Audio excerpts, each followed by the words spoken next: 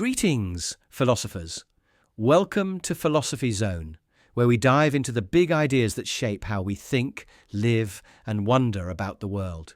Today, we're stepping into the ancient streets of Athens to explore the life and writings of one of history's greatest thinkers, Plato. His ideas are like a spark that still lights up our minds, from the nature of reality to the question of how we should live. So, grab a coffee, settle in, and let's journey back to the 4th century BCE to meet a man whose words have echoed through time. Plato was born around 428 BCE, right in the heart of Athens, during a wild time for the city. Athens was buzzing, a hub of art, politics, and ideas, but it was also caught in the chaos of the Peloponnesian War with Sparta. Imagine growing up in a place where democracy was being tested, power was shifting, and big questions about justice and truth were on everyone's lips.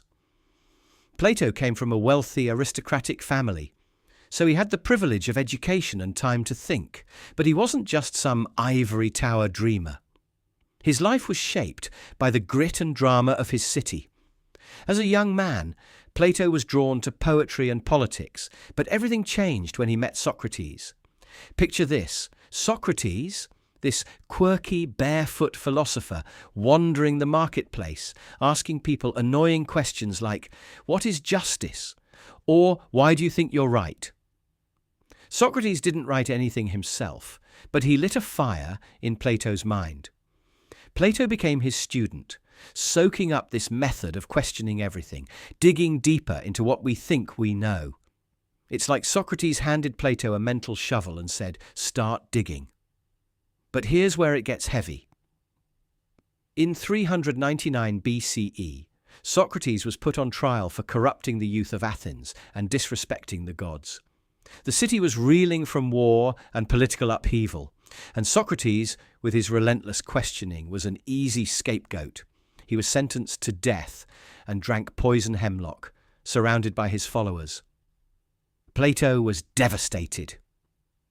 This wasn't just losing a teacher. It was losing a whole way of seeing the world. That moment shaped Plato's life and work. He turned away from politics and poetry and dedicated himself to philosophy, determined to keep Socrates' ideas alive. Now, Plato didn't just sit around mourning. He got to work, writing dialogues, conversations where characters debate big ideas. These aren't dry textbooks. They're like scripts for a philosophical drama full of wit, tension, and personality.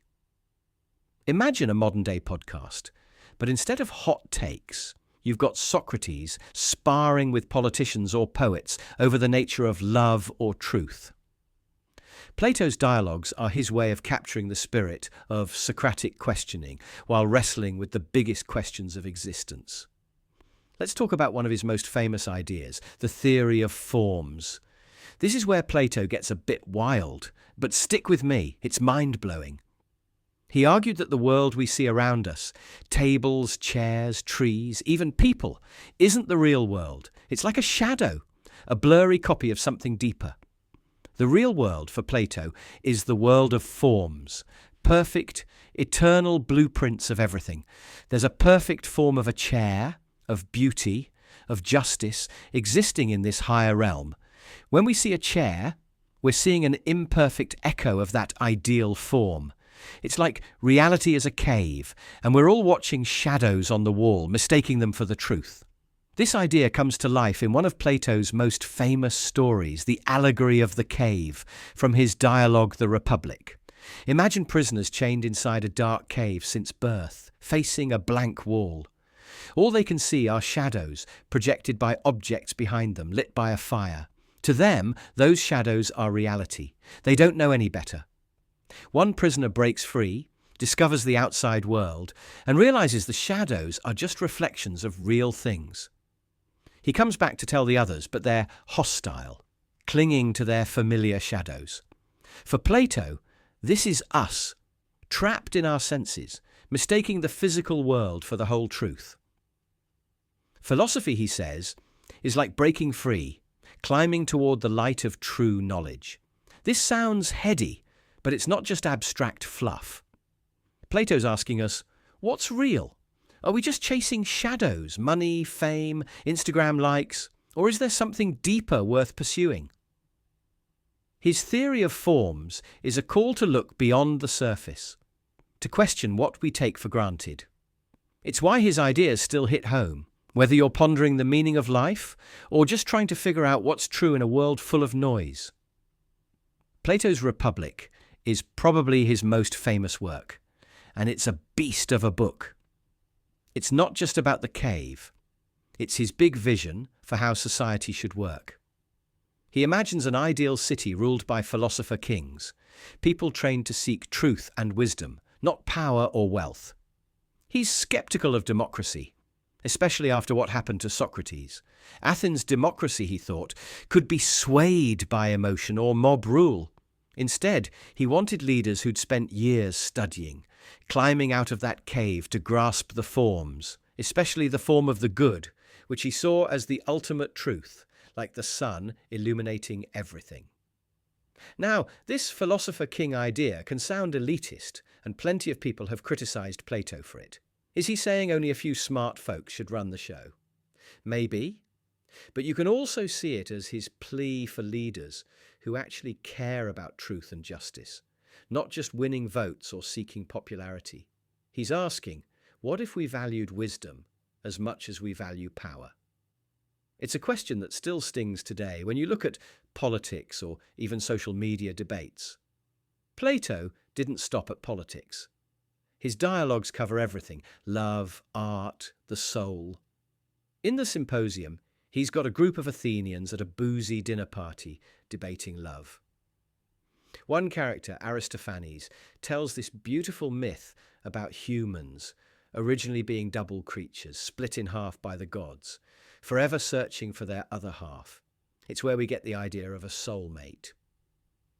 Then Socrates swoops in, saying, love isn't just about finding someone, it's about chasing beauty and truth itself.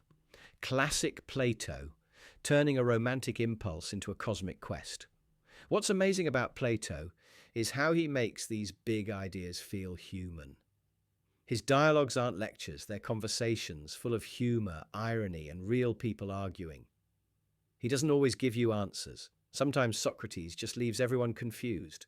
It's like Plato's saying, the point isn't to win the argument, it's to keep asking the questions. That's the Socratic method in action, and it's why Plato's work feels so alive, even 2,400 years later. Plato wasn't just a writer. Around 387 BCE, he founded the Academy, basically the world's first university right outside Athens. This wasn't a stuffy lecture hall. It was a community of thinkers, mathematicians, astronomers, all wrestling with ideas. The Academy lasted centuries, shaping minds like Aristotle, who'd later become a giant in his own right. Imagine Plato as the ultimate teacher, not just scribbling dialogues, but building a space for people to question everything together. So why does Plato matter now? In a world of fake news, echo chambers, and endless scrolling, his call to question what's real feels more urgent than ever.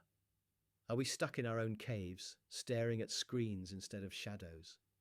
His ideas about justice, love, and truth aren't just ancient relics, they're tools to navigate our lives. Plato's not telling us what to think. He's daring us to think for ourselves. As we wrap up this episode of Philosophy Zone, I want you to take a moment. Think about your own cave. What's casting shadows in your life? What would it mean to break free and chase the light? Plato's dialogues are an invitation to that journey, and they're as fresh today as they were in Athens. If you want to dive in, start with the Republic or the Symposium. They're not just books, they're conversations waiting for you to join. Thanks for joining me in the Philosophy Zone. If you loved this deep dive into Plato, share it with a friend, or maybe even start your own philosophical conversation over dinner. Until next time, keep questioning, keep wondering, and I'll see you back here for more big ideas.